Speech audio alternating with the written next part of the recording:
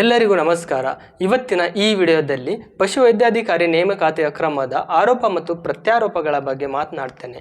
ಈ ವಿಷಯ ಸ್ವಲ್ಪ ವಿವಾದಾತ್ಮಕ ಆಗಿದ್ದ ಕಾರಣ ಇದರ ಬಗ್ಗೆ ಮಾತಾಡಬಾರ್ದು ಅಂದ್ಕೊಂಡಿದ್ದೆ. ಆದರೆ ಯಾವಾಗ ಅವರ ಆರೋಪಗಳು ಮಿತಿ ಮೀರಿದಾಗ, ಅಂದರೆ 800 ಕೋಟಿ ಸ್ಕ್ಯಾಮ್, 80% ಸ್ಕ್ಯಾಮ್ ಅಂತ ಕೇಳಿ ಬರೋಕ್ಕೆ ಶುರುವಾಯಿತು, ಆವಾಗ ಕೆಲವು ಸತ್ಯಾಂಶಗಳು ನಾವು ತಿಳಿದುಕೊಳ್ಳಲೇಬೇಕು.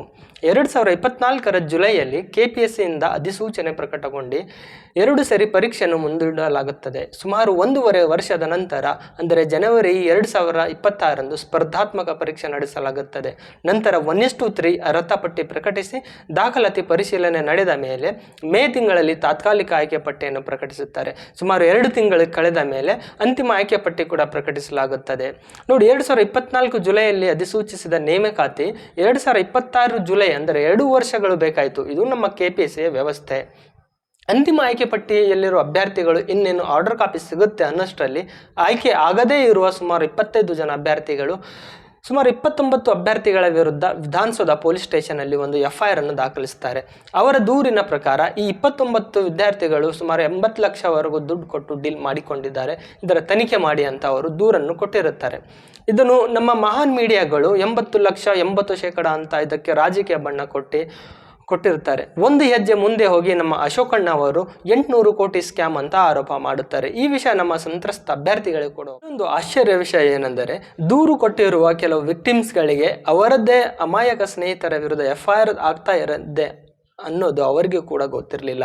ಇಲ್ಲಿ ನೇತೃತ್ವ ವಹಿಸಿದ್ದವರು ಇವರಿಗೆ ಹೇಳಿದ್ದು ಒಂದು, ಮಾಡಿದ್ದು ಇನ್ನೊಂದು. ಯಾವಾಗ ಕೆಲವು ವಿಕ್ಟಿಮ್ಸ್ಗಳು ತಿರುಗಿ ಬಿದ್ದರೋ ಅವಾಗ ಅವರ ನಾಯಕರು ನಮ್ಮನ್ನು ಕ್ಷಮಿಸಿ, ನಾವು ಒತ್ತಡದಲ್ಲಿ ಇಂಥ ಅಮಾಯಕ ಅಭ್ಯರ್ಥಿಗಳ ವಿರುದ್ಧವೂ FIR ದಾಖಲಿಸಿದ್ದೆವು, ಅದನ್ನು ನಾವು ಸರಿಪಡಿಸ್ತೇವೆ ಅಂತ ಆಶ್ವಾಸನೆ ಕೊಡುತ್ತಾರೆ. ಯಾವಾಗ ಈ ವಿಷಯ ಅವರಿಗೆ ತಿರುಗುಬಾಣ ಆಗುತ್ತೋ ಅವಾಗ ಎಲ್ಲ 329 ಅಭ್ಯರ್ಥಿಗಳ ವಿರುದ್ಧ ದೂರನ್ನು ಕೂಡ ದಾಖಲಿಸುತ್ತಾರೆ.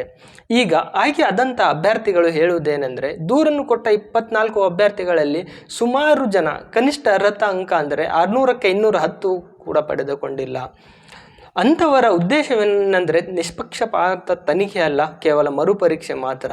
ಇಲ್ಲಿ ಒಂದನ್ನು ಕ್ಲಿಯರ್ ಮಾಡ್ತೀನಿ, 210 ಅಂಕ ಪಡೆದಿಲ್ಲ ಅಂದರೂ ಕೂಡ ಅವರು ಹೋರಾಟ ಮಾಡ್ಬೋದು. ಆದರೆ ಅವರ ಮರುಪರೀಕ್ಷೆಯ ಹುನ್ನಾರ ಆಯ್ಕೆ ಆದಂಥ ಅಭ್ಯರ್ಥಿಗಳು ವಿರೋಧಿಸುತ್ತಿದ್ದಾರೆ.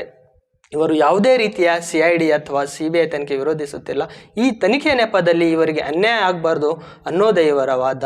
ಈ ವಿಷಯದಲ್ಲಿ ನನ್ನ ವೈಯಕ್ತಿಕ ನೋಟ ಹೇಳುವುದಾದರೆ, ಕೆಲವು ಅಭ್ಯರ್ಥಿಗಳ ಅಂಕಗಳನ್ನು ನೋಡಿದರೆ ಅನುಮಾನಾಸ್ಪದವಾಗಿದೆ. ಖಂಡಿತ ತನಿಖೆ ಆಗಬೇಕು. ಕೆಲವು ನನಗೆ ಪರಿಚಯ ಇರುವ ಕೆಲವು ಸ್ನೇಹಿತರು ಕೇವಲ 2 ಅಂಕ 5 ಅಂಕಗಳ ಅಂತರದಲ್ಲಿ ಆಯ್ಕೆ ಪಟ್ಟಿಯಿಂದ ಹೊರಗುಳಿದಿದ್ದಾರೆ.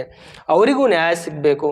ಇನ್ನೂ ನನಗೆ ಪರಿಚಯ ಇರುವ ಕೆಲವು ಅಭ್ಯರ್ಥಿಗಳು ಕಷ್ಟಪಟ್ಟು ಒಳ್ಳೆಯ ಅಂಕ ಗಳಿಸಿದ್ದಾರೆ, ಅಂಥವರ ಹೆಸರು FIRನಲ್ಲಿದೆ. ಕೆಲವರ ಸ್ವಾರ್ಥಕ್ಕಾಗಿ ಸುಮಾರು ಅಮಾಯಕ ಅಭ್ಯರ್ಥಿಗಳಿಗೆ ಅನ್ಯಾಯ ಆಗಬಾರ್ದು. ನನಗೆ ಗೊತ್ತು, ಇವರ ಹೋರಾಟದ ಮುಖ್ಯ ಉದ್ದೇಶ ಮರುಪರೀಕ್ಷೆ ಮಾತ್ರ. ಅದು ಯಾವುದೇ ಕಾರಣಕ್ಕೆ ಆಗುವುದಿಲ್ಲ. ಆದರೆ ನೇಮಕಾತಿ ವಿಳಂಬ ಆಗ್ಬೋದು. ಯಾಕಂದರೆ ಎಕ್ಸಾಮ್ ನಡೆದಿದ್ದು 1500 ಅಭ್ಯರ್ಥಿಗಳಿಗೆ ಮತ್ತು ಕೇವಲ 3 ಸೆಂಟರ್ಗಳಲ್ಲಿ ಮಾತ್ರ. 329 ಅಭ್ಯರ್ಥಿಗಳಿಗೆ ಸ್ಕ್ರೂಟಿನ್ ಮಾಡೋಕ್ಕೆ ತನಿಖಾ ಸಂಸ್ಥೆಗಳಿಗೆ ಯಾವುದೇ ದೊಡ್ಡ ವಿಷಯವೇನಿಲ್ಲ. ಆದರೆ ನನಗೆ ಆಶ್ಚರ್ಯವೇನೆಂದರೆ, ಇವಾಗೇನು ಹೋರಾಟ ಮಾಡ್ತಾ ಇದ್ದಾರೆ ಅವರಲ್ಲಿ ಕೆಲವರು ದುಡ್ಡು ಕೊಟ್ಟು ಹುದ್ದೆ ಪಡೆಯಲು ಪ್ರಯತ್ನಿಸಿದರು, ಆದರೆ ಅವರು ಯಶಸ್ವಿ ಆಗಿರಲಿಲ್ಲ. ಅಂಥವರ ಮೇಲೂ ತನಿಖೆ ಆಗಬೇಕು. ನನಗೆ ಗೊತ್ತು, ಈ ವಿಡಿಯೋ ನೋಡಿ ಕೆಲವರು ರಿಪೋರ್ಟ್ ಮಾಡ್ತೀರಾ, ಆದರೆ ಸತ್ಯವಾಗಿರುತ್ತದೆ. ಧನ್ಯವಾದಗಳು.